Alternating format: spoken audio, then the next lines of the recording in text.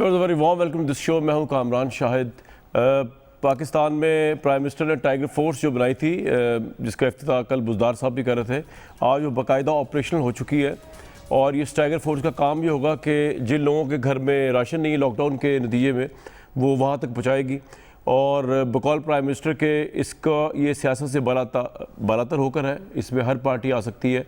और ये भी दावा किया था प्राइम मिनिस्टर लास्ट टाइम जब हम उनको मिले थे टेलीथॉन में, कि इसमें नून लीग और पीपल्स पार्टी के बहुत से नौजवान जो हैं वो रजिस्टर हुए हैं।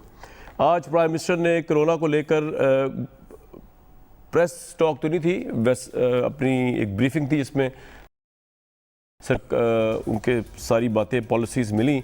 असदुमर साहब भी थे उसमें रेवेन्यू के भी हमारे मिनिस्टर थे, और उसमें वज़ीर मुशीर सेहत भी थे। और इन तमाम लोगों ने बताया बेसिकली मिल के कि पाकिस्तान में वो तबाही नहीं आई कोरोना को लेकर जो दूसरे ममालिक में आई है, और ये खुदा का बड़ा शुक्र है। और प्राइम मिनिस्टर ने एक दफ़ा फिर जो है वो अपनी पिछली बातों को दोहराया, गरीबों से मोहब्बत और अमीरों से थोड़ी सी एलर्जी का अगेन इजहार किया। और उनके नज़दीक कोरोना की ये पूरी पॉलिसी बनी है पाकिस्तान में, ये जो लॉकडाउन था ये शायद अमीरों को प्रिविलेज देने के लिए था, जबकि दूसरी तरफ वो ये भी कहते हैं कि कोरोना ना अमीर को देखता है ना गरीब को देखता है। तो मुझे समझ नहीं आया किस कंफ्यूज स्टेट ऑफ माइंड से अभी तक वो लॉकडाउन के ऊपर बात करती है गवर्नमेंट या हमारे प्राइम मिनिस्टर। सुन लेते हैं उन्होंने क्या कहा। कोरोना ना अमीर ना गरीब में फर्क ही नहीं करता। आप अगर ये समझते हैं कि सिर्फ अमीरों की लॉकडाउन अनाउंस कर दिया जी, जल्दी से फौरी लॉकडाउन अनाउंस कर दिया, सोचा ही नहीं कि वो बेचारा दिहाड़ीदार, वो गरीब आदमी, वो रिक्शे वाला, वो जो बेचारा सारा दिन मेहनत करके आके अपने बच्चों का पेट पालता है, उसका क्या बनेगा। नहीं, अमीरों ने सोचा अच्छा जी 2-3 ये अमीरों को भी आता, तो एकदम सारा एक एलीट ने फैसला कर लिया सारे मुल्क के लिए, सोचा नहीं किसी का। हिंदुस्तान ने तो हमारे से भी ज्यादा, जितना वो जो उनका स्ट्रॉन्ग मैन नरेंद्र मोदी है, कहता है जी उसका 50 इंच का चेस्ट है, वो इतना डरपोक निकला एकदम उससे सारा बंद कर दिया। बेचारे लोग 200-200 मील चल के जा रहे हैं, गरीब लोग थे हिंदुस्तान में। सोचा ही नहीं कि आम आदमी की जिंदगी क्या होगी। कोरोना है, अगर गरीबों की बस्तियों में फैलेगी वो फिर अमीरों की बस्तियों में भी चली जाएगी, वो रिस्ट्रिक्टेड नहीं है। ये सोचा ही नहीं कि अगर एलीट के हालात अच्छे हैं तो वो सोचा ही नहीं कि आम आदमी के हालात कैसे हैं। हैरानकुन बात है, प्राइम मिनिस्टर की समझ से बालातर है कि सारी पॉलिसी फैसला जो है वो प्राइम मिनिस्टर ने किया, उनके वज़ीर आला ने किया। तो वो अपने ही वज़ीर आला के ऊपर अपनी ही हुकूमत के ऊपर चार्जशीट पेश कर रहे हैं कि ये गरीबों को मारने वाली हुकूमत है, ये अमीरों के मफादात के लिए काम करने वाली हुकूमत है पाकिस्तान तहरीक इंसाफ की। समझ नहीं आई क्यों ऐसा कह रहे हैं, समझने की कोशिश करता हूँ। मेरा सेनेटर वलीद इकबाल साहब हैं, तलाल चौधरी साहब हैं, इरशाद भट्टी साहब हैं, शर्ला रज़ा साहब भी ज्वाइन करेंगी। तलाल चौधरी साहब, आपको कुछ समझ आया कि प्राइम मिनिस्टर ने ये सारा इल्ज़ाम डाल दिया अमीरों के ऊपर, हालांकि गवर्नमेंट पाकिस्तान तहरीक इंसाफ की है, तो पॉलिसी तो इन्होंने बनाई है, तो प्राइम मिनिस्टर ने, उनके वज़ीर आला ने या दूसरे इदारों ने, इसमें गुर्बत अमारत का सवाल कहाँ आ गया? ये समझ से बाहर। आपको समझ आया प्राइम मिनिस्टर की गुफ्तगू से क्या कहना चाह रहे हो अवाम को? बिस्मिल्लाहिर्रहमानिर्रहीम। ये मैं सॉरी, मैं तलाल साहब एक मिनट, मैं इसलिए कह रहा हूँ व्यूअर्स को कि सॉरी आपकी बात कट रही है। मैं ये इसलिए इशू रेज कर रहा हूँ कि हमारे मुल्क की क़यादत जो है उसको यही नहीं पता कि इतने बड़े क्राइसिस को डील करने के लिए जो पॉलिसी भी उन्होंने इंप्लीमेंट की है वो अशराफिया की पॉलिसी है, माइनॉरिटी की पॉलिसी है, ना कि मेजॉरिटी अवाम के इंटरेस्ट में। तो मेरा सवाल फिर ये बनता है कि प्राइम मिनिस्टर पाकिस्तान को रिज़ाइन कर देना चाहिए था अगर उनकी मर्ज़ी के बगैर कोई अशराफिया के लिए या एलिट्स के लिए या कुछ लोगों के लिए लॉकडाउन जैसी पॉलिसी बना के गरीबों का गला घोंट रहा है। तलाल साहब, कुछ समझ आया आपको? कामरान शाह साहब बड़ा क्लियरली है, वो रोना रो रहे हैं कि वो एक कठपुतली हैं। कभी उन्हें टीवी से खबर का पता चलता है कि डॉलर का रेट बढ़ गया है, कभी उनको घरवाली बताती है कि उठो भाई मेरे, तुम वजीर आजम हो, तो अभी वो खुद कौम से कह रहे हैं कि ये पता नहीं किसने कर दिया। अशरफिया या तो उनकी कैबिनेट है या NDMA है, central control and command system, वो जो एक बनाया वो है जी। उनके वजीर आला और उनकी कैबिनेट्स है। कौन अशरफिया है, किसकी बात वो कर रहे हैं? अजीब बात है। यानी ये सिर्फ एक वो अशरफिया की अगर बात करते हैं तो क्या वो 300 कनाल के घर में रहने वाला, जहाज़ों में सफ़र करने वाला और ये सारे ब्रांड पहनने वाला वो अशरफिया नहीं है? तो या फिर अपने आप के बारे में वो ये बात कर रहे होंगे, या सिर्फ एक क्योंकि रोज़ की बुनियाद पर हमने, क्योंकि कारकर्दगी हमारी है कोई नहीं, हमने कोई ना कोई एक इस तरह का शोशा छोड़ना है और ऐसी बात करनी है। कभी कोई वज़ीर 18वीं तरमीम पे कर देता है, कभी आके ख़त्म नबूवत के मामले को जानबूझ के छेड़ दिया जाता है, और कभी इस तरह की स्टेटमेंट दे दी जाती। मुझे ये बताएं, ये स्टेटमेंट सिवाय इसके कि अपने आप को मासूम या अपने आप को बेखबर, अपने आप को बेबस कह रहे हैं, या फिर ये जानबूझ के ये शोशा छोड़ते हैं, करते भी खुद हैं और फिर शोशा भी छोड़ते हैं। तो मेरी तो ये कम से कम समझ में नहीं आया। और अगर ये कठपुतली हैं, अगर इन्हें टीवी से पता चलता है, अगर इनको अशरफिया फैसले कर देती है और इनका कोई इख्तियार ही नहीं, तो खान साहब को चाहिए कि कोई थोड़े से बड़े दिल का मुजाहरा करें। और इस तरह का इक़्तिदार उन्होंने क्या करना है, छोड़े परा। मगर ये भी हौसला नहीं पड़ता, चिमटे भी रहना है और साथ ये भी कहते रहना है कि मुझे पता कुछ नहीं है, कि फैसले अशरफिया कर देती है और मैं घर बैठा रह जाता हूँ। राइट। सेनेटर वलीद इकबाल साहब, कुछ दुनिया में लोग जब डिसीजंस लेते हैं तो वो ये ठीक थी, डिसीजन गलत हो गया, या डिसीजन गलत सही लेने की कोशिश की, सर्कमस्टेंस ऐसे हो गए। इतना कंफ्यूज्ड पॉलिसी मेकिंग मैंने नहीं देखी जिसके अंदर prime minister apparently he is the leader, he is calling the shots. उसके दो बड़े वज़ीर आला हैं जो लॉकडाउन भी कर रहे हैं, लेकिन आज प्राइम मिनिस्टर अपनी ही पॉलिसी, अपने ही वज़ीर आला की पॉलिसी को ऑन करने को तैयार नहीं है। और वो एक ताकतवर अशराफिया और माफिया का जिक्र कर रहे हैं जिन्होंने उनसे लॉकडाउन भी करवा दिया। तो प्राइम मिनिस्टर सिर्फ इस्लामाबाद में एक प्राइम मिनिस्टर हाउस के प्राइम मिनिस्टर है, उनकी कोई वक़्त, कोई पावर, कोई असर्शन नहीं है, वो ये बता रहे हैं दुनिया को। अच्छा जी, शुक्रिया कामरान साहब, काफ़ी अर्सा हो गया आपके इस बड़े मकबूल प्रोग्राम पे मुझे आए हुए। लेकिन दोपहर में आपकी टीम ने मुझे कहा था कि आपके गेस्ट मोहम्मद ज़ुबैर साहब होंगे। वो तलाल चौधरी साहब पे हमारे और हमारी पार्टी को काफ़ी एतराज़ होता है, तो बहरहाल अब आपने बुला लिया है और मैं आ गया हूँ। तो मुझे आपके प्रोग्राम को स्पॉइल तो नहीं करना, लेकिन मैं इस एहतजाज का जो है रिकॉर्ड कराना चाहता हूँ कि एक ऐसे मेहमान को आपने बुलाया है जिसके साथ हमें बैठने की इजाज़त नहीं है हमारी पार्टी की। अच्छा। और मैं इसीलिए ये प्रिटेंड करूंगा कि ये बैठे ही नहीं हुए, अगर आप इजाज़त दें, क्योंकि प्रोग्राम तो आप चला रहे हैं ना जी। अब आपके सवाल का जवाब जो है वो ये है कि आप मुझसे बात कर लें। ठीक है, ठीक ठीक जी, मैं आपसे ही बात करूँगा। ठीक। ये आपके सवाल का जवाब ये है कि जो प्राइम मिनिस्टर ने कहा है उसको गलत तरीके से पोर्ट्रे किया जा रहा है कि जी किसी एलीट ने फैसला किया। उनके कहने का मतलब ये है, और मैं अक्सर इसकी मिसाल इन्हीं अल्फाज में देता हूँ, कि हम एक तनी हुई रस्सी के ऊपर गामजन हैं। हम एक तरक्की पजीर या डेवलपिंग कंट्री हैं। हम एक अपना 40% के करीब ऐसी आबादी रखते हैं जो गुर्बत की लकीर या खत गुर्बत से नीचे है। तो हम जो तनी हुई रस्सी या टाइट रोप जिसके ऊपर है, उसमें एक तरफ है टू सेव लाइफ्स, जिंदगियां बचाना, और दूसरी तरफ है सेविंग लाइवलीहुड्स। उनके कहने का मतलब यह है कि सिर्फ एक महज लॉकडाउन एक ऐसी चीज होती है, और अगर लॉकडाउन एक कामिल लॉकडाउन, जिसको एक कुली लॉकडाउन कहते हैं, जिस कर्फ्यू नुमा लॉकडाउन, वो अगर हो तो वो एक बड़े छोटे से हिस्से के पॉपुलेशन के जो है वो सूट करता है, खासकर जो उसकी माशी जो इम्प्लीकेशंस या उसके नताइज या उसका इम्पैक्ट जो होता है। ये उनका सिर्फ कहने का मतलब था कि सिर्फ लॉकडाउन पे फोकस रखना जो है वो मसले को हल नहीं करता, और वो एक एलिटिस्ट अप्रोच है। मेरे एक सवाल है, देखिए इमरान खान साहब बड़ी गाला में रहते हैं, आप गुलबर्ग में बहुत बड़े घर में रहते हैं, मैं मॉल रोड में बहुत बड़ी हवेली में रहता हूं, तो ये इसमें हमारा कसूर नहीं है। और गरीब बेचारे पाकिस्तान के जो हैं वो ऑब्वियसली एक घरों में 20-20 लोग रहते हैं, ये मेरा तो कसूर बिल्कुल भी नहीं है, क्योंकि और आपका भी शायद इसलिए नहीं, आप भी अभी इक़्तिदार में आए कि जिन लोगों ने इनकी हालत बदलनी थी वो इनकी हालत नहीं बदल सके। लेकिन पुट इट दिस वे, इसमें ना अमीरों का तो कसूर ही नहीं ना है, मतलब मैं किसी अमीर की एडवोकेट नहीं कर रहा, लेकिन प्राइम मिनिस्टर जिस तरह सुन लें सर, प्राइम मिनिस्टर जिस तरह केस पुट्रे करते हैं, कभी वो डीएचए और गुलबर्ग का नाम लेते हैं कि डीएचए और गुलबर्ग वालों की वजह से लॉकडाउन लगा दिया, तो मुझे तो मेरा प्राइम मिनिस्टर बड़ा कमजोर नजर आता है कि ही सो वीक कि डीएचए के कुछ लोग या गुलबर्ग के कुछ लोग, अभी पिछले दिनों ने डीएचए गुलबर्ग का नाम लेके कहा कि डीएचए और गुलबर्ग वाले लोगों की वजह से लॉकडाउन लग गया। भाई आपको मैंडेट मिला है, what are who are you, you are the most you are the elected prime minister, where is your power, assert it. You are telling the people कि जी मैं तो कुछ अमीर लोगों के आगे बिल्कुल बेबस हूँ, हेल्पलेस हूँ, पुअर हूँ, तो उससे क्या मॉरली मैसेज जाता है कौम के पास कि क्राइसिस में हमारा प्राइम मिनिस्टर लीड कर रहा है, हॉस्टेज बाय सम एलीट क्लास पीपल। नहीं, ऐसी बात है ही नहीं। ये किसी और चीज के ऊपर कमेंट या तबसरा कर रहे हैं और आप उसे किसी और तरीके से पोर्ट्रे कर रहे हैं। पहली बात, जिस तरह मैं अभी भी अर्ज करने की कोशिश कर रहा था अभी पिछले सवाल में भी के जवाब में, कि ये एलीट की बात जो कर रहे हैं उसका कहने का मतलब है, उनके कहने का, कि ये एक एलिटिस्ट सोच है, एक एलिटिज्म वाली सोच है। और वो जवाब किस चीज के जवाब में कह रहे हैं?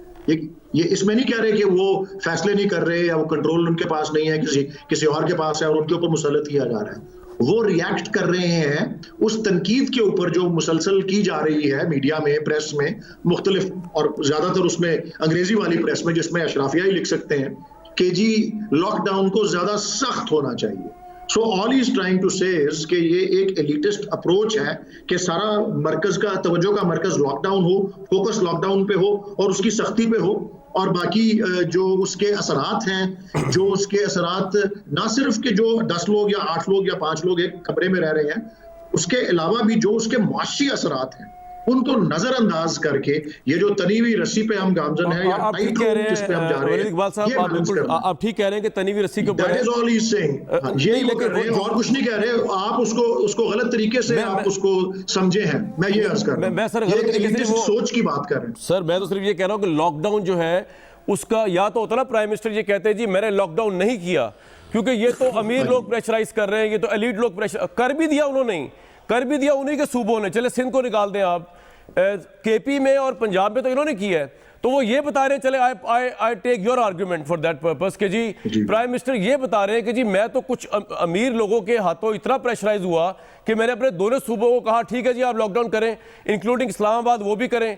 तो ये तो फिर हॉस्टेज हो गए ना प्राइम मिनिस्टर के, प्राइम मिनिस्टर नहीं चाहते थे, ये तो हम माने ना। चले मैं पहली बात तो गलत समझा, अब इस तरह समझ लेते हैं कि प्राइम मिनिस्टर चाहते नहीं थे लॉकडाउन, वो समझते थे कि लॉकडाउन इस मुल्क के लिए नहीं है, ये अमेरिका नहीं है, ये इंग्लैंड नहीं है।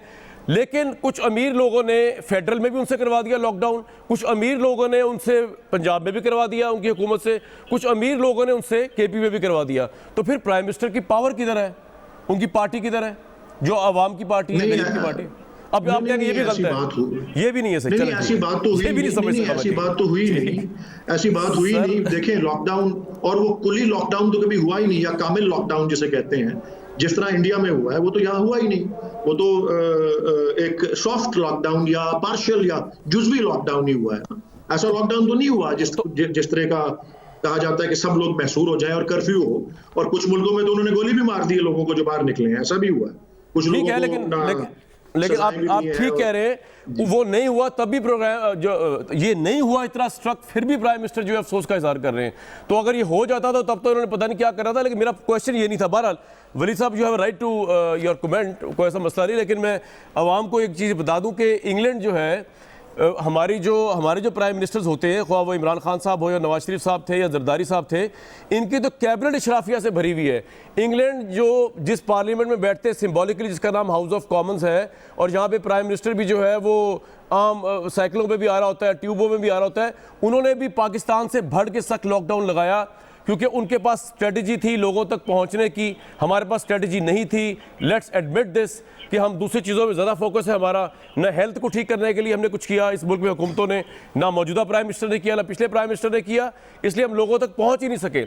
अदरवाइज तो वो भी बड़ा गरीबों ख्याल रखते हैं अमेरिकन जो है। आपके ख्याल में ट्रंप को भी एलीट्स ने कहा है, या बोरिस जॉनसन को भी एलीट्स ने कहा है, या इटली को भी एलीट्स ने कहा है? वो तो आम लोगों से इलेक्ट होकर आए ऊपर तक।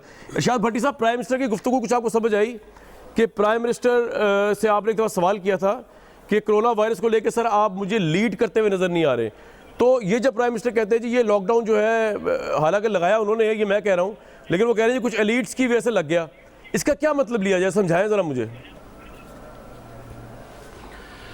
देखिए कामरान भाई, पहली बात तो ये है कि काबिल एतराज़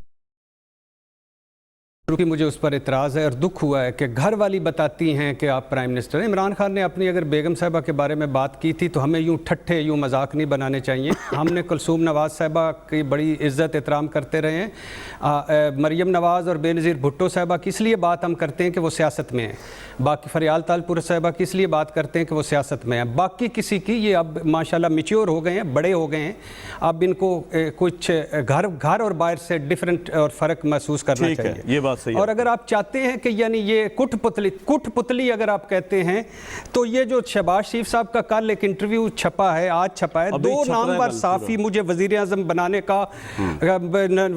बनाने का पैगाम लेकर आए थे। मुख्तदर हलकों से इलेक्शन से 1 माह पहले तक बातचीत चल रही थी, काबीना के नाम भी फाइनल हो गए थे। ये है आपकी जमहूरियत कुठपुतली? ये हैं आप लोग?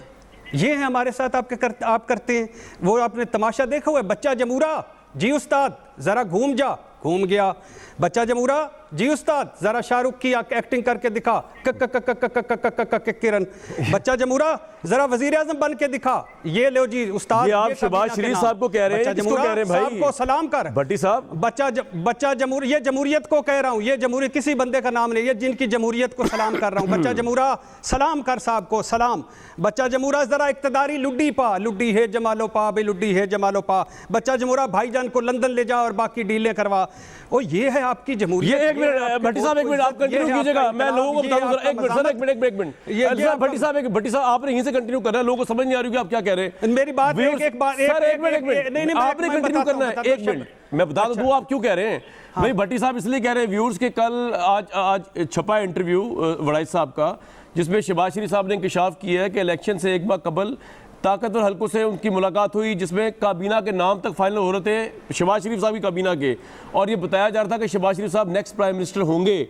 और 2 नामवर सहाफ़ी जो है ये पैगाम लेकर आए प्राइम मिनिस्टर बनाने का उनके पास। ऑब्वियसली भट्टी साहब और मैं तो उसमें नहीं होंगे। जी भट्टी साहब, अब आप बताएं, अब जो आप कठपुतली की आवाज़ें निकाल रहे थे। हाँ, बच्चा जमूरा किधर है तेरी सिविलियन बालादस्ती? उस्ताद मेरी खब्बी जेब में है बच्चा जमूरा। इनकलाब तेरा किधर है? उस्ताद मेरी सज्जी जेब में है बच्चा जमूरा। वो जो तूने सिविलियन बालादस्ती उस्ताद, आप उस पर कांटा फेर देता हूँ। और यानी वो और ज़िया की आप पैदावार हैं खुदा के लिए। मुशर्रफ से आपने डीलें किए हैं और अब काबीना के नाम कहाँ फाइनल कर रहे हैं? हमें भाषण क्या देते हैं जमहूरियत को? खुदा के लिए अल्लाह के नाम पे किसी को कुटपुतली ना कहो, बद्दुआएं लगी हुई हैं तुम्हें। सिलेक्टेड हो तुम लोग सारे, कुटपुतलियाँ हो तुम लोग सारे। मार दिया हमें आप लोगों ने जमहूरियत के झंझन झप्पे में। और दूसरी बात है, उन 2 नामवर साफियों के थोबड़े मुबारक शहबाज शरीफ साहब जाहिर करें, जो पैगाम रसानी साफत की आड़ में करते हैं, ताकि पता चले और ताकि हमें भी पता, हम भी दीदार कर सके। सच्चा इमरान खान कहता है कि इस मीडिया में माफिया बैठा हुआ है जो करप्ट और करप्शन का साथ देता है। और दूसरी बात यानी खुदा के लिए, एक तरफ रोक सको तो रोक लो, एक तरफ वो 5 जज मेरे ऊपर चढ़े हुए, एक तरफ वो खिलाई मखलूक, एक तरफ वो कुटपुतली, एक तरफ वो साजिशें, एक तरफ वो वो बच्चा अभी भी वो जो लाला मूसा मारा है माँ का, वो जो शहीद जमहूरियत है, उसको ही पुरसा दे लो। और एक तरफ ये हाल, दूसरी तरफ ये डीलें फरमा रहे हो, खुद मान रहे हो कि हमारी औकात क्या है, हमारी हैसियत क्या है। आज जिसके लिए मैंने वोट की इज्जत दो और सिविलियन बालादस्ती और सारे ख्वाब देखे थे, एक एवनफील्ड कोर्टीन में, एक रायवेंड कोर्टीन में, और मैं बाहर कोरोना करता फिर रहा हूँ, लॉकडाउन और अनलॉकडाउन में, और राशन इकट्ठा करता फिर रहा हूँ। ये है तुम्हारी जमहूरियत, ये है तुम्हारी सिविलियन बालादस्ती। ये बस कर दो यार। किस मुंह से कहते हो कुटपुतली इमरान खान को? किस मुंह से कहते हो सिलेक्टेड इमरान खान को? यार इनकी जमहूरियत के कामरान भाई हुस्न देखें। आखिरी जुमले 2 बोला हूं, इस जमहूरियत का हुस्न देखें। जब ये वर्दी समेत सदर को, मुशर्रफ को सदर बनवा रहे थे, दानियाल अजीज और जायद अहमद असेंबली में सबसे आगे थे।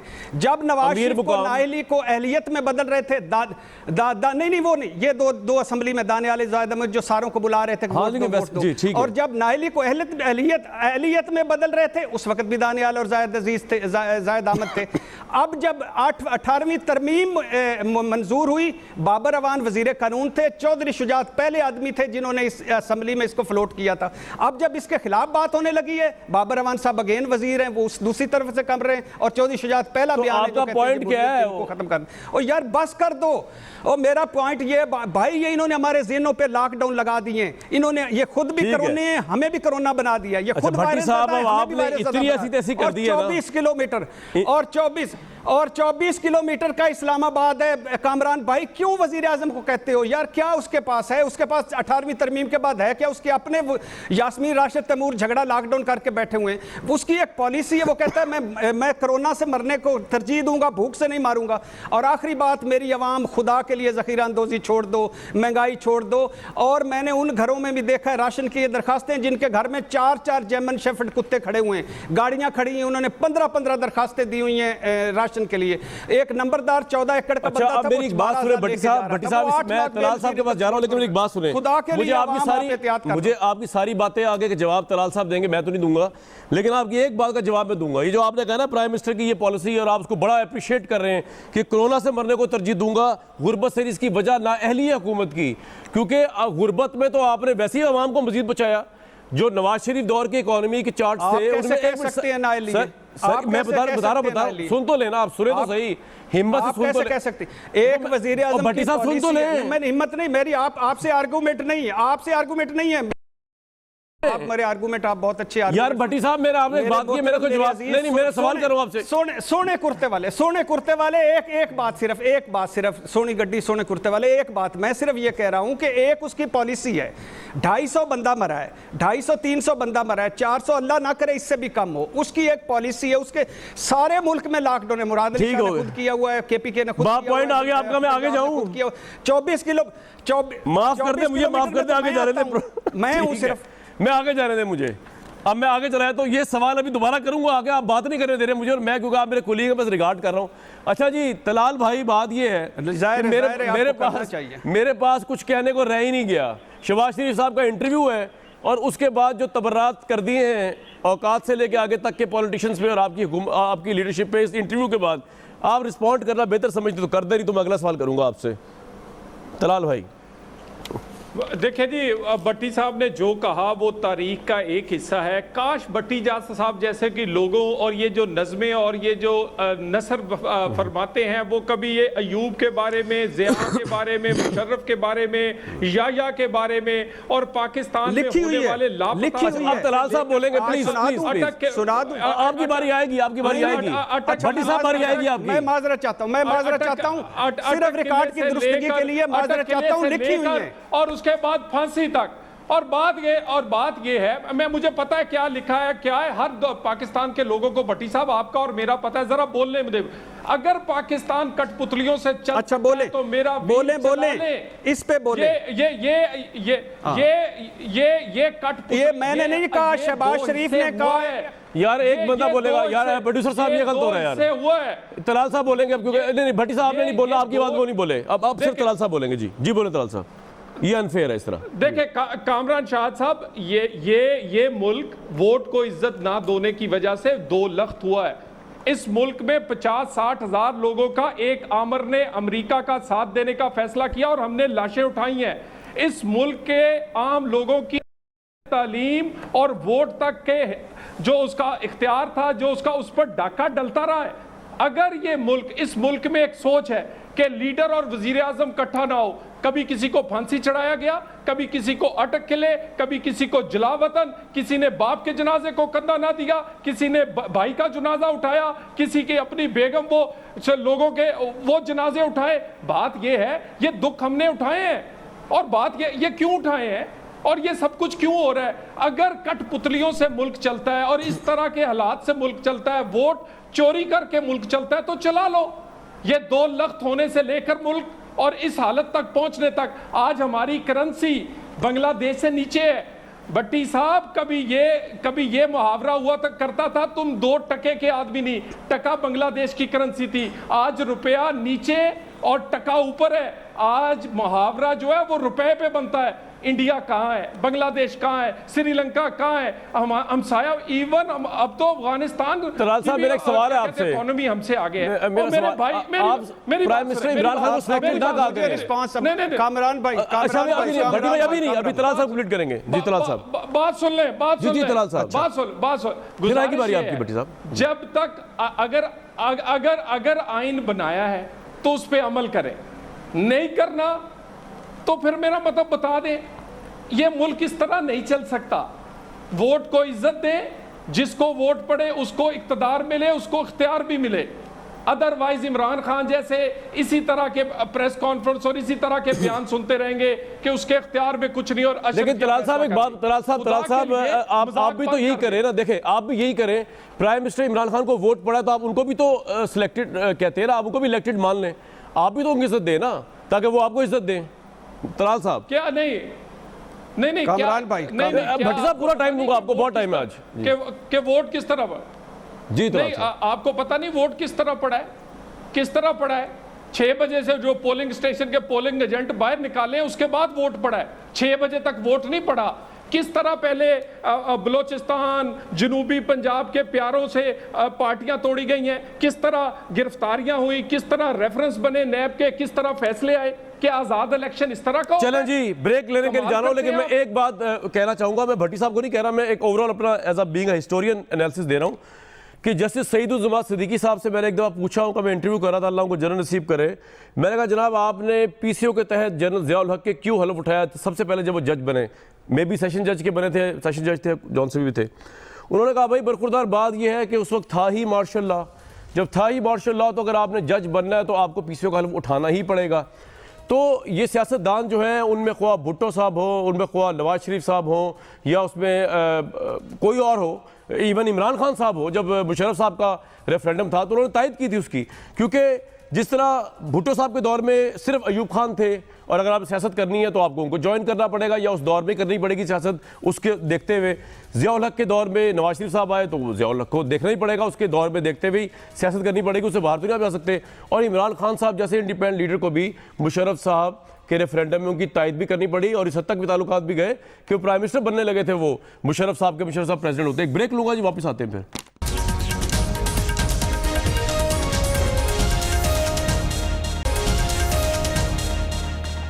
Very warm welcome back to this show. बात शुरू हुई थी हमारे मुल्क में लीडरशिप जो है वो किस तरह असर्ट करती है अपने आप को, और मैं इमरान खान साहब की मिसाल दे रहा था ऑब्वियसली, लेकिन हमारे भाई हैं शायद भट्टी साहब, उनकी तो मर्जी है, उन्होंने मुझे लगता है उन्होंने बड़ा माइंड किया। मैंने उनको याद कराया कि अभी रिसेंटली उन्होंने इमरान खान साहब पे बड़ी तनकीद की थी उनके मुंह पे बैठ के, जब कहा था कि आप लीड करते हुए नजर नहीं आ रहे कोरोना की वॉर को।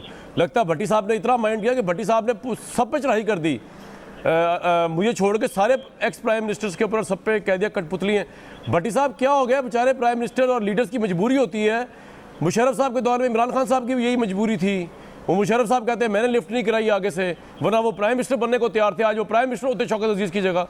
तो ये सारे ऐसे होते हैं जो लोग आते हैं दस्तूर तोड़ के, उन पर आप और मैं बात ही नहीं करते, तो इन बेचारों को हमने घेरा होता है जो सियासतदान है। ये तो कितना कुछ सहेंगे अब ये भट्टी साहब। पहली बात यह है कि बहुत शुक्रिया कामरान भाई कि आप अगर मेरे साथ बहस करते भी तो मैं आपके साथ ना करता, क्योंकि मुझे पता है आपके व्यूज़ और ख्यालात का और क्लैरिटी का और आपके स्टैंस का, और मैं इज़्ज़त करता हूँ। दूसरी बात यह है कि कामरान भाई आज फिर काबिल एहतराम तलाल साहब की रिकॉर्ड के लिए दो मेरे हैं कि फ़ौज को सियासत में नहीं आना चाहिए, फ़ौज को मार्शल लॉ नहीं लगाना चाहिए, लेकिन इसके अलावा मजबूत फ़ौज, मजबूत पाकिस्तान, और मेरी जान भी अपनी फ़ौज के लिए हाजिर है। ये हम अगर बचे हुए हैं किसी वजह से तो वो मजबूत फ़ौज है, अल्लाह इसको कायम रखे और इसी तरह मजबूत मईशत भी हमारी कायम हो। तीसरी बात, आमिर आए, और मैं कह रहा हूँ अयूब के अलावा तो बाकी किसी आमिर को अपने तलाल, मेरे काबिल एहतराम तलाल साहब छोड़े ही नहीं हैं। आप दो आमिर हैं बाद में, मुशर्रफ साहब और ज़ियाउल हक साहब, दोनों के आपका वास्ता रहा है। आज आप मुझे बता रहे हैं इंडिया कहाँ है, श्रीलंका कहाँ है, और मैं पूछ रहा हूँ नवाज शरीफ साहब कहाँ हैं, मरीम नवाज साहबा कहाँ हैं, और आप मुझे करेंसी का रेट बता रहे हैं। और 3 दफ़ा आप वज़ीर आज़म रहे हैं, 4 दफ़ा पीपल्स पार्टी हुकूमत कर चुकी है। करेंसी का अभी भी मैं ही जिम्मेदार हूँ, मैं ही हूँ उस करेंसी को, मैंने ही ऊपर या नीचे ले जाना था। और आप अपनी करेंसियों का कारोबार, टीटियों का कारोबार छोड़े तो मेरी करेंसी कुछ बेहतर हो ना। और फिर आप जो करें वो सच्चा है। आप बेनज़ीर भुट्टो को कहें सिक्योरिटी रिस्क है, अंग्रेज़ों के कुत्ते नलाने वाली बददियानत है, मैं मान लेता हूँ। आप उससे मैसाके जमहूरियत कर लेते हैं, मैं मान लेता हूँ।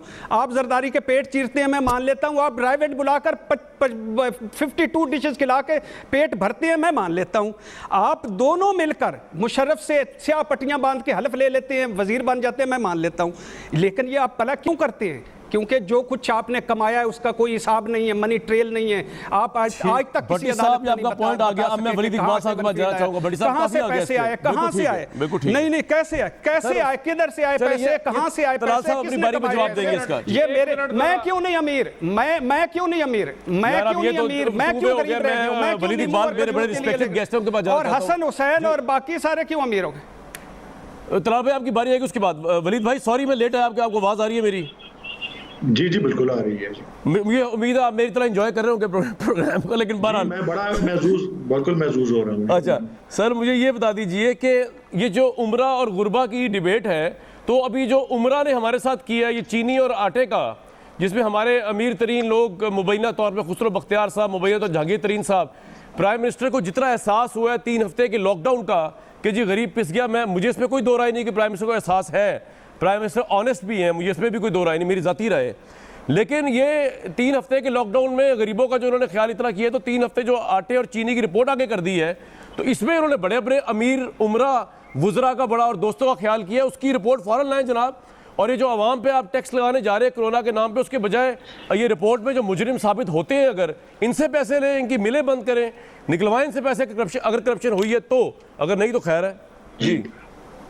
जी सबसे पहले तो एक दो छोटी छोटी बातें तमहीद के तौर पे, मुझे भी पिछले वक्फे से पहले जो सारी गुफ्तगू हो रही थी, मैंने एक बात मुहावरतन करनी थी। मैंने सोचा जैसे ही मेरी बारी आएगी मैं मुहावरतन करूंगा। आपने वो सवाल भी उसी किस्म का पूछ लिया है। वो क्या था? मुहावरतन में ये कहना चाह रहा था कि मुझे लग रहा था कि आपका प्रोग्राम जो है वो तो आपके सवाल या आपका प्रोग्राम गंदम पे है, आपको जवाब चीनी पे मिल रहे थे और आपने अब चीनी और गंदम की बात मुझसे कर ली।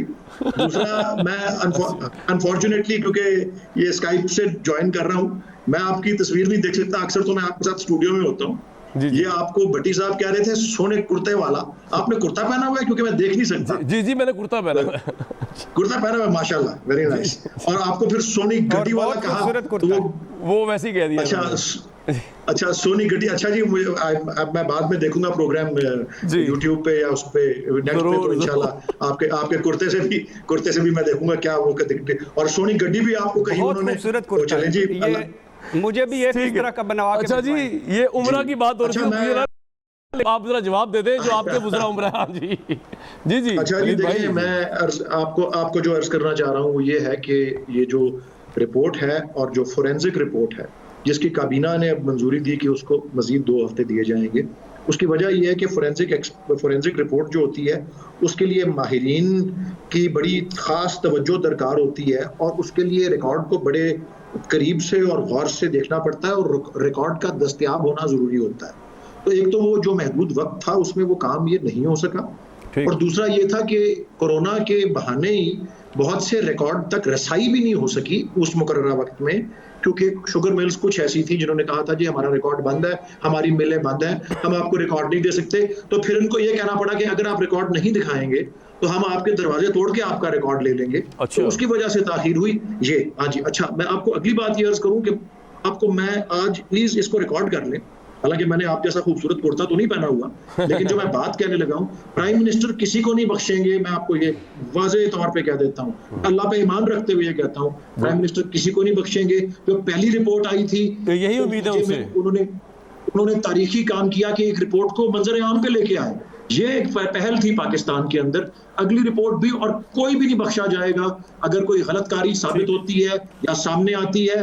और तीसरी और आखिरी बात आपके सवाल के जवाब में, ये जो आज खबर आई हुई है कोरोना के ऊपर टैक्स, खास टैक्स 2021 के बजट में लगाने वाली, वो कोरोना टैक्स तो है ही अमीर तरीन लोगों पे लगाने का इरादा किया गया है कि अमीर तरीन लोग जो है वो कोरोना के मद में टैक्स दें, जिसका इस्तेमाल इकोनॉमी को और गरीब लोगों को जो है, और ये तसव्वुर बल्कि कुरान मजीद से आता है, कुल उफ, कि आपका जो रिक्वायरमेंट है उसके ऊपर सरप्लस, तो अमीर लोगों का तो पास इतना सरप्लस होता है अपनी रिक्वायरमेंट्स, अपनी जरूरत से ऊपर का, तो उसके ऊपर टैक्स पूरा दुनिया भर में टैक्स होता है। तो ये अमीर तरीन तबके के ऊपर टैक्स होता है। ये तो अच्छी बात है। जिन लोगों का आप इशारा कर रहे हैं उनको उन्हीं पर लगेगा ये टैक्स। अच्छा चलें ठीक है, ये तो आपने हमें खुश कर दिया।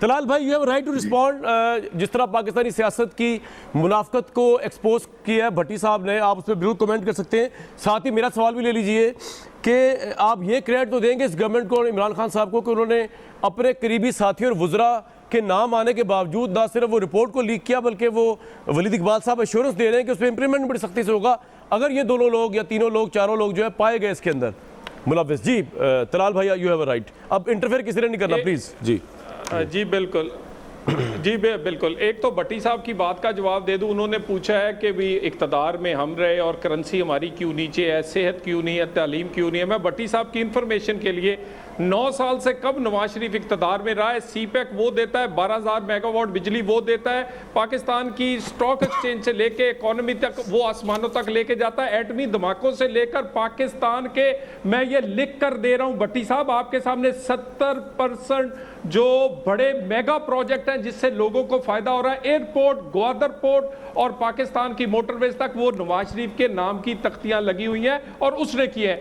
बाकी रह गई पीछे 65 साल की बात बात, कभी 65 सालों वालों से भी पूछ ले कि उन्होंने क्या दिया है। जब आता है वो नवाज शरीफ ही देता है, बाकी सब का भी कभी कोई हिसाब कर ले। अब मेरे सवाल पे आ जाए, करेंसी हमारी क्यों दूसरों से पीछे है? मेरी करेंसी क्यों पीछे है? इसलिए कि वहां आमर नहीं आते, वहां पीसीओ के जज नहीं आते, वहां वोट चोरी नहीं होता, इसीलिए ना मुल्क 2 लख्त होता है, ना करेंसी नीचे जाती है, वहां अवाम का राज है। तलाल भाई सभा में सब एक जैसे ही है, पाकिस्तान आगे जजेस ने और सियासतदानों ने साथ दिया, ताला आजमाओं का तभी हुआ। अब आप मेरे सवाल जी अगली बात आ जाए। अगली अब देखें ना, अब हमारे खान साहब हैं बहुत ही सादक और अमीन ऑनेस्ट आदमी, और वो माशाल्लाह अगर इतने अच्छे होते तो पहले बीआरटी की इंक्वायरी करवा लेते, स्टे ना लेते।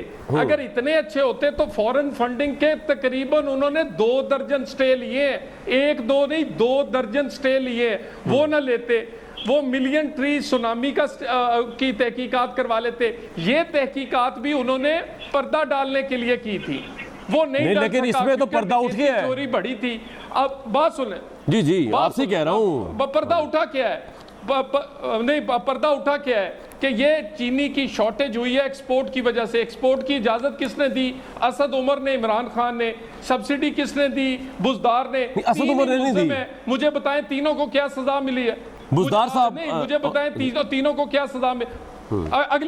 अगली बात वो जो मिल ऑनर्स हैं जो कैबिनेट में बैठे हैं, मुझे ये बताएं, अपना कामरान शाह साहब, वो किसी ने 2 लोग थे, उनसे स्मेल बड़ी आ रही थी, तो किसी ने कहा कपड़े बदल लो, उन्होंने आपस में बदल लिए। यानी इन्होंने वजीर, एक को एक वजीर बना दिया, दूसरे को दूसरी का वजीर। कमाल करते हैं, ये सजा दी है, यानी इतनी अच्छी सजा।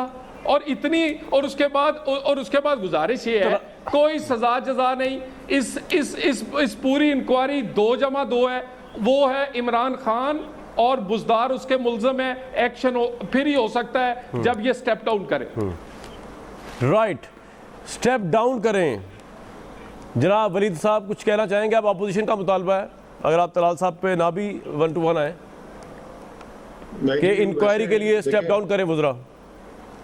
देखिए जी, ये वैसे प्राइम मिनिस्टर ने भी यही असूल अपनाया था। हाँ जी जी जी तलाल साहब से मुझे पर्सनल भी बाय द वे कोई शिकायत नहीं है। मैं एक बात ऑन एयर कहना चाहता हूं कि जाती तौर पे जब भी मेरे साथ ये किसी प्रोग्राम में आए हैं, मेरे साथ बड़ी इन्होंने रिस्पेक्टफुली पेश आए हैं और मुझे कोई इनसे शिकायत नहीं है। वो पार्टी के जो हमारे मसला है जो बना है वो कोई आई डोंट नो। सेनेटर साहब, मैं भी एक बात कह दूं, एक बात देखें, मुझे आपकी बात से इत्फाक है। मैं कामरान शाह साहब की टीम से कहूँगा कि वो आपको और बाकियों को बताया करें। मुझे भी देखें, अगर किसी को इतराज़ है तो वो प्रोग्राम से पहले हमें हल करना चाहिए। मैं इससे आपकी बात पे इत्फाक करता हूं, लेकिन मैं आपसे ज़रूर कहूँगा अपनी पार्टी से पूछिएगा ज़रूर कि मेरे पे इतराज़ है क्या। हालांकि मैं पिछले 6-8 महीने से प्रोग्राम कर रहा हूँ, सारे मेरे साथ करते हैं, लेकिन इतराज़ भी साथ करते हैं। मैं भी एक बात बता दूं, बात ये होती है, मैं पूछूंगा वैसे मैं भी अपनी टीम से, लेकिन होता ये है तलाल भाई और वलीद भाई कि टाइम अगर किसी और ने दिया होता है तो कई दफ़ा वो अवेलेबल नहीं होते, तो हम दूसरी लीडर के पास चले जाते हैं। ये ऐसा हो जाता है, वो फिर आपको कम्युनिकेट टाइम पे, मुझे नहीं पता क्या हुआ इसके अंदर, लेकिन ये ज़रूरी नहीं है कि आपको खुदा न खास्ता किसी ने ब्लफ किया होगा। ये ज़्यादा चांस ये है कि ज़ुबैर साहब होंगे, ज़ुबैर साहब की कोई कमिटमेंट होगी, तो हमने उनके कुलीग हैं तलाल साहब, तो ज़ुबैर साहब की जगह तलाल साहब ही आ सकते हैं, तलाल साहब की जगह ज़ुबैर साहब। कई दफ़ा तलाल साहब अवेलेबल नहीं होते कमिट करके, तो हम ज़ुबैर साहब को भी ले लेते हैं।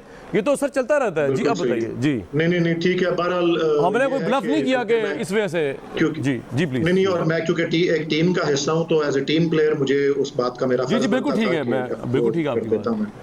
मैं रिपीट करता हूं कि मुझे पर्सनली अब सवाल ये था कि स्टेप डाउन करना चाहिए वुज़रा को एज अ प्रिंसिपल, जिस तरह इमरान खान साहब कहते रहे, इवन रेलवे के वजीर को वो कहते रहे थे साद रफीक को एक्सीडेंट्स होने के बाद, ना रेलवे के वजीर का। तो सर मुझे तो ये लगता है इक़्तिदार में आके सब लोग भूल जाते हैं अपने प्रिंसिपल्स।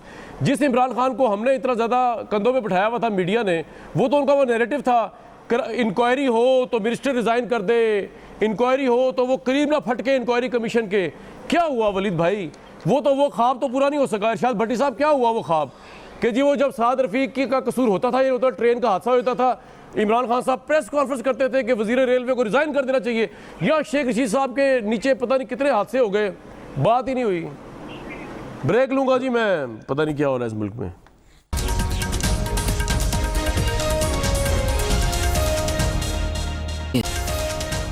मुबारक को पेट्रोल की में 15 रुपये कम होकर 81 पे आ गई है। आप अपना बहुत ख्याल रखिएगा। उम्मीद है नेक्स्ट वीक तक के लिए इजाज़त।